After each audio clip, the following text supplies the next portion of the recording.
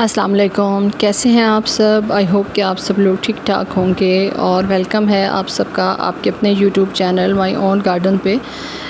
सबसे पहले तो आप सब लोगों का बहुत बहुत शुक्रिया। आप सब लोगों की सपोर्ट की वजह से अल्हम्दुलिल्लाह मेरा जो चैनल है वो मोनेटाइज़ हो गया है और ये बिल्कुल भी पॉसिबल नहीं था कि अगर आप लोगों का साथ मेरे साथ ना होता। तो एक दफ़ा फिर से आप सब लोगों का बहुत बहुत शुक्रिया। तो अभी जो है वो अपने टॉपिक पे आते हैं। बारिशें जो हैं वो अक्सर इलाकों में हो रही हैं और बारिश जहाँ प्लांट्स के लिए बहुत ज़्यादा अच्छी होती है वहाँ पे बारिश के काफ़ी सारे नुकसानात भी हमारे प्लांट्स को झेलने पड़ते हैं।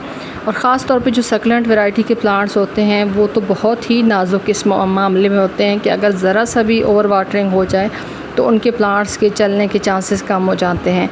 तो ये जो प्लांट आज मैं ट्रीट कर रही हूँ और आप लोगों के साथ इसकी कटिंग भी लगाना शेयर कर रही हूँ, ये प्लांट है क्लांचू का। और ये नॉर्मल देसी क्लांचू नहीं है बल्कि ये जो हाइब्रिड वैरायटी की क्लांचू होती है, जो मैंने आपको अभी इसकी फ्लावर्स भी दिखाए हैं। यानी ये बिल्कुल जिस तरह से छोटे छोटे रोज़ेज़ होते हैं उसी तरह से इसके फ्लावर्स की शेप होती है।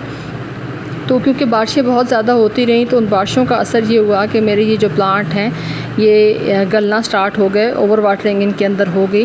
हालांकि मेरी जो मिट्टी होती है वो बहुत ज़्यादा वेल ड्रेन होती है, लेकिन ये है कि जब बारिशें लगातार होती रही हों तो फिर अगर आपकी जितनी मर्ज़ी वेल ड्रेन सॉइल हो तो आपकी वो जो प्रॉब्लम है प्लांट्स के अंदर वो आती है। और यहाँ पे मैं आपको दिखा रही हूँ कि जो अब मेरे प्लांट्स की कंडीशन है, तो अब इसको सेव किस तरह से करें। ये तरीका सिर्फ आपने क्लांचू के साथ नहीं करना, ओवर वाटरिंग जिस भी प्लांट के अंदर आपके हो जाए उसको सेव करने का जो बेस्ट मेथड है वो ये है कि आप अपने प्लांट्स को मरने से बचाने के लिए उसकी कटिंग्स लगा दें। क्योंकि अगर आपका प्लांट इसी तरह से फंगस अफेक्टेड रहा तो फंगस बढ़ते बढ़ते पूरा प्लांट ख़त्म कर देगा। तो अगर थोड़ी सी भी गुंजाइश प्लांट्स के अंदर से निकलती है कि आप उसको सेव कर सकते हैं तो मेरे ख़्याल में इसमें कोई मज़ायका नहीं है कि आप उनको रीग्रो करके दोबारा से उनकी कटिंग्स लगा के अपने प्लांट्स को बचाने की कोशिश कर सकते हैं। तो ये अभी मैं आपको सॉइल चेक करवाती हूँ जिस पॉट के अंदर ये लगा हुआ था कि इसकी मिट्टी किस तरह की है, क्योंकि मिट्टी एक बेसिक फैक्टर है। यहाँ पे आप देख रहे हैं कि बहुत ज़्यादा सॉफ्ट मिट्टी है। एक टूल की मदद से मैं इसको हटा रही हूँ, लेकिन यह है कि आप मिट्टी को चेक करें। मैंने हाथ में ले कर आप लोगों के साथ शेयर कर रही हूँ। मिट्टी बहुत ज़्यादा सॉफ्ट और वेल ड्रेन है, लेकिन ज़ाहिर सी बात है जब लगातार बारिशें होती रहें और इस टाइम पे ह्यूमिडिटी बहुत ज़्यादा हाई होती है तो जो सक्लेंट वैरायटी के प्लांट्स होते हैं वो बहुत ज़्यादा इस मौसम में जो है वो उनको परेशानी जो है वो सामना उनका करना पड़ता है। और इसी परेशानी में अक्सर हमारे जो सक्लेंट्स हैं जो हम पूरा साल बचाते रहते हैं, तो इस एक मंथ में बहुत ज़्यादा ओवर वाटरिंग और बारिशों के होने की वजह से आपके जो वो प्लांट्स हैं जिनको आप पूरा साल बचा रहे होते हैं वो इस तरह से ख़त्म हो जाते हैं। तो इसीलिए मैं आप लोगों से कहती हूँ कि टाइम से तमाम प्लांट्स जो आपके पास मौजूद हैं उनको कटिंग से प्रोपगेट करते रहें, क्योंकि बिल्कुल आइडिया नहीं होता कि किस टाइम पे कौन सा प्लांट आपका साथ छोड़ जाए। तो आपके पास अगर बैकअप में कुछ प्लांट्स रहेंगे तो वो ज़ाहिरी सी बात है कि आपके लिए वो फ़ायदेमंद होगा। तो अभी इसकी जो मिट्टी है इसको निकाल के हम धूप लगवाएंगे ताकि ये अच्छे से सन ड्राई हो जाए। जो थोड़ी बहुत सूरज जो है उस टाइम पे निकलता है उसमें अच्छे से एक दफ़ा ड्राई हो जाए। बाद में आप इसको किसी और पॉट के लिए पॉट में भर के कोई और प्लांट्स भी लगा सकते हैं, लेकिन यह है कि एक दफ़ा इसको अच्छे से ड्राई करना बहुत ज़्यादा ज़रूरी है। तो कटिंग्स मैंने सारी हटा ली हैं, पॉट में से निकाल के साइड पे कर ली हैं।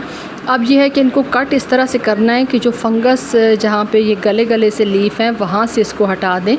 और ये मेरा जो ऑरेंज कलर का हाइब्रिड क्लांचू था ये वो वैरायटी थी। और अगर आप इस टाइम पे इसको लेने के लिए जाते हैं ऑनलाइन, आमतौर पे नर्सरीज़ पे कॉमनली मिलता नहीं है। कम से कम हमारे यहाँ की जो इर्द गिर्द की मुख्तलिफ़ नर्सरीज़ हैं वहाँ पे मैंने देखा, वहाँ पे तो ये नहीं मिलता। तो अभी इसके लिए मैंने मिट्टी के पॉट का इंतखाब किया और इसके अंदर मैंने वही मिट्टी जो मैं अक्सर आप लोगों के साथ शेयर करती हूँ कि सैंड और गार्डन सॉइल का मिक्सचर जो है मैंने इसके अंदर ऐड किया। किसी किस्म का फ़र्टिलाइज़र मैंने ऐड नहीं किया। अगर कोई नेचुरली पीछे से ऐसे फ़र्टिलाइज़र चला आ रहा हो तो वो मैं नहीं कह सकती, लेकिन ये एक मैं ख़ुद से कुछ ऐड नहीं कर रही। अब इसको कट इस तरह से करना है कि इसका नीट कट करना है, यानी जहाँ तक ये गला हुआ है उस हिस्से को बिल्कुल क्लियर कर देना है, क्योंकि उसकी वजह से ये हो सकता है कि हमारा जो प्लांट है अगर थोड़ा सा हम ये स्टेम की लालच करें कि स्टेम थोड़ा सा ज़्यादा डीप कट ना करें तो फिर काफ़ी ज़्यादा प्रॉब्लम आ सकती है, वो फंगस आगे चलता रहेगा। तो यहाँ से आपको मैं दिखा रही हूँ बिल्कुल नीट कट है, किसी किस्म का इसके अंदर कोई प्रॉब्लम नहीं है। तो यहाँ से लेके आप इसको लगा सकते हैं एज अ कटिंग। और कटिंग लगाने का मेथड बहुत आसान है। सॉफ्ट सॉइल के अंदर जब आप कटिंग्स लगाते हैं तो बहुत जल्दी उनके अंदर रूट्स आती हैं और आपका प्लांट जो है वो बहुत आसानी से आगे अपनी ग्रोथ जो है वो कर लेता है।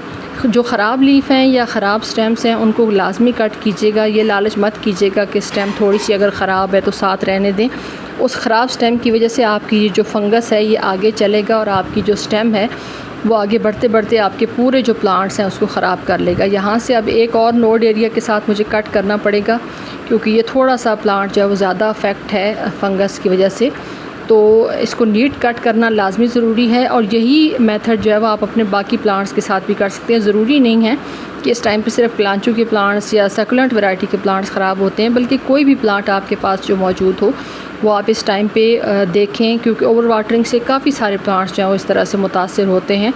तो आप उन प्लांट्स को सेम इसी मेथड से कोशिश करें, जो सॉइल मीडिया आप बना रहे हैं उसके अंदर कोई फर्टिलाइज़र इस टाइम पे ऐड ना करें, क्योंकि कटिंग्स को फर्टिलाइज़र जो है वो इतना ज़्यादा पसंद नहीं आता।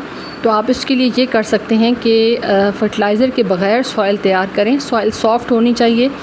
कोशिश करें कि मिट्टी के पॉट में कटिंग्स लगाएं। अगर आपके पास मिट्टी के पॉट्स अवेलेबल हैं तो बहुत अच्छी बात है, क्योंकि उसके अंदर एरेशन का सिस्टम अच्छे से बना रहता है।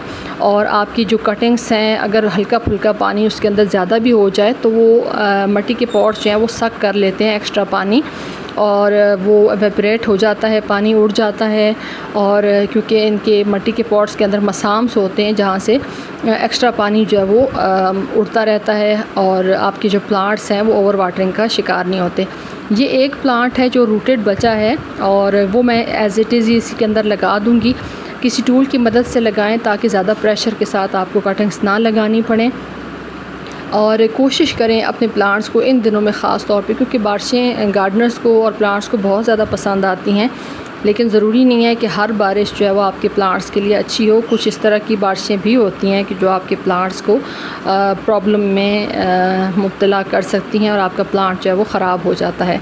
अभी इस टाइम पे इसको लगाने के बाद मैं इसके ऊपर पानी फ़िलहाल नहीं दूंगी, कम से कम 24 आवर्स के लिए एज़ इट इज़ ही, क्योंकि ये सकुलेंट वैरायटी का प्लांट है। इसके स्टेम्स के अंदर ऑलरेडी मॉइस्चर होता है तो ख़ास इसको फ़र्क नहीं पड़ता है इस चीज़ से। और कल जो है वो तकरीबन इसी टाइम पे, जिस टाइम पे मैंने इसको लगाया है, इसी टाइम पे मैं इसको पानी दे दूँगी। इस मिट्टी को अच्छे से ड्राई करना है, उससे पहले ड्राई किए बगैर इस मिट्टी को आपने दोबारा से इस्तेमाल नहीं करना।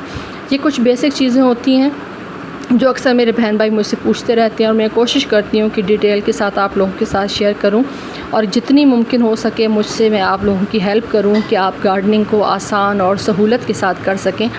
तो आप भी कोशिश करते रहें, कटिंग्स जो है वो हमेशा लगाते रहें, अपने प्लांट्स को प्रोपगेट करते रहें। बैकअप में आपके पास काफ़ी सारे प्लांट्स होंगे तो आप भी परेशान नहीं होंगे और रोज़ रोज़ आपको नर्सरी से जाके ये प्लांट्स लाने की ज़रूरत भी नहीं पड़ेगी।